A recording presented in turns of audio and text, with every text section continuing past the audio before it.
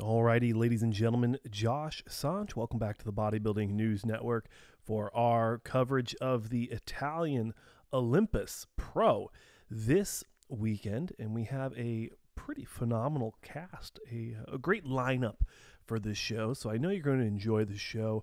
Look forward to the live stream. But in this video, we're going to be going through the preview here on BNN for this show.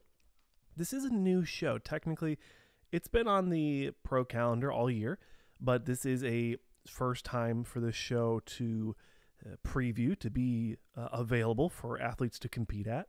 So let's go ahead and go through the list. As of 1 day ago is when I pulled it from the ifbbpro.com website, where anyone can go and look at these scorecards. And I have about 7 gentlemen in this lineup, in this preview, that I thought were going to be in the conversation to do well here. Now, let's go ahead and start off. This might not be in order, so I do apologize. But the first person I wanted to talk about was Tim Budishine. And this gentleman has done quite a few shows this year, and he's placed fairly well in all of them. He's placed in the first call out that I can recall in all these shows he's done this year. He's done the Sherik Classic France is what they call it now. He also did the European Championships. And like I said, he has done very well in these shows. And Tim is known for really bringing a lot of shape, a lot of structure, and a lot of mass, as well as a phenomenal amount of conditioning. Now, when I say shape, I mean just freak factor. The one knock that I think for Tim that I would say most of commentators like myself can agree upon is that he is a large gentleman with a lot of muscle, and it's not exactly as aesthetic as some of the other gentlemen that we're going to see in this lineup. Now, I'm not trying to take anything away from the guy. I'm just saying there might be a reason why he's not winning these shows, and in my professional opinion and personal opinion, that is what I think is pulling him away from winning these shows, is the structural deficiencies compared to the other gentlemen on the stage. Always have to remember we're comparing bodybuilders to who's on the stage, not just in general. You can't just say I'm comparing this guy versus some arbitrary person, unless we're just having fun and doing fun side-by-sides. So best of luck to Tim. I think he's definitely going to be a top 3, top 4 competitor in this show. Next up, we have Alfred Sherik is the gentleman I wanted to talk about.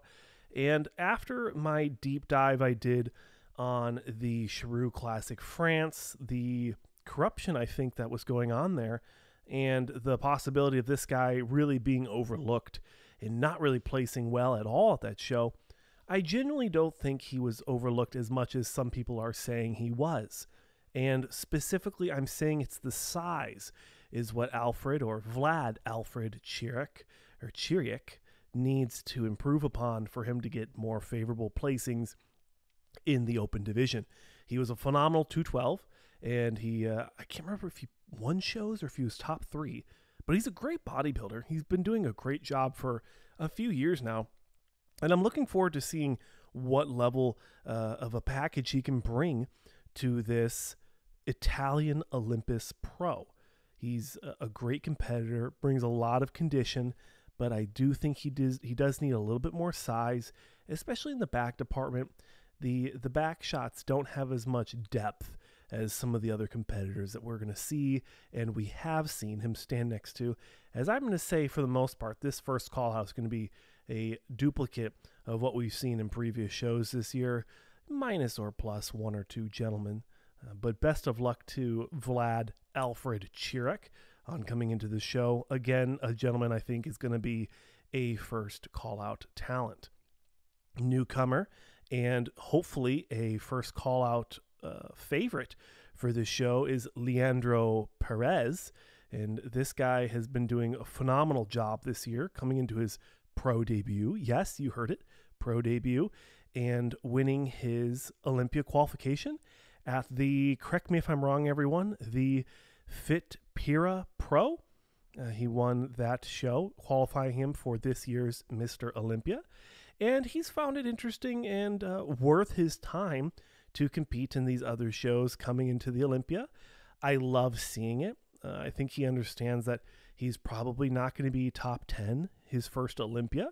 So why not go out there, get some prize money, get some experience, let the judges see your face, let the judges get familiar with who you are, and hopefully they can give you some pointers on things that they think you could improve upon to place better in the following competitive calendar year.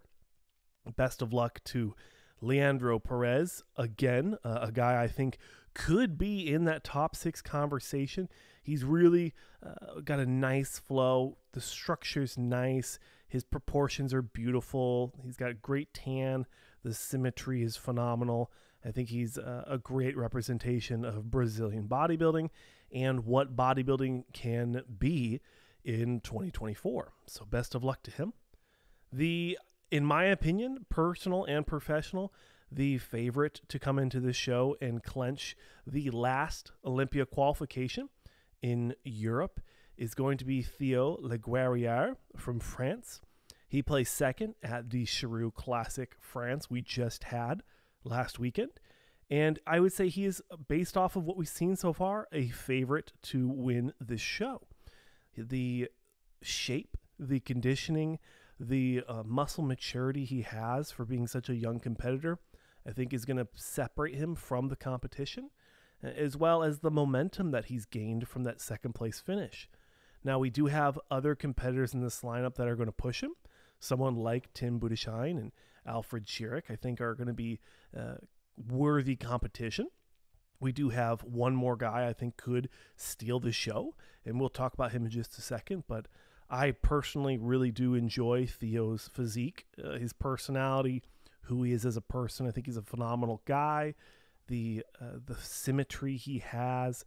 Again, him and this Leandro guy, if you can put those two next to each other and they both have the same amount of conditioning, I could see a conversation, going 1 or 2.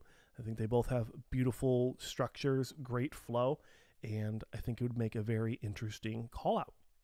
Next up, another gentleman that already is qualified for this year's Mr. Olympia is Roman Rex Fritz. I was just talking with him in the comments. Seems like a good dude. And like I said, he is qualified for this year's Olympia, and he just loves competing. He loves bodybuilding, and I personally love that for him. And he's going to be in the conversation, ladies and gentlemen. I think I underestimated him for the European Championships. He definitely made me eat my words for those predictions. So the prediction for this video is going to be first or second. In my opinion, I think he has one of the better flowing physiques here. Definitely one of the best conditioned physiques. And he already has shown that he belongs on the Mr. Olympia stage. So that should also play a part in how he's getting a look here at the Italian Olympus Pro. Moving into the last two gentlemen I wanted to talk about here, Petr Cinka. He's a gentleman who's done, it looks like he did the Prague Pro not too long ago. He's also, it looks like a new pro. He won his pro card at the, looks like the last year's 2022 Prague Pro. And this could be a pro debut for him, looks like. I think I saw Daniel talking about him on his Bodybuilder Without Borders channel, talking about him coming into this show. He's got nice shape. He's got a nice structure. He's got a lot of muscle.